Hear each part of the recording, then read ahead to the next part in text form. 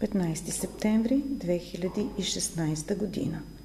Това е класната стая на учениците от 4 А клас, която вече ги очаква.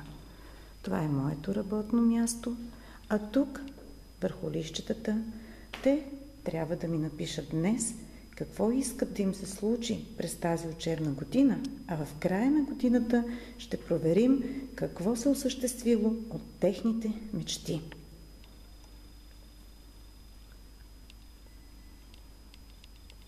Това е нашия патриотичен кът с портретче на патрона на училището Георги Сава Раковски.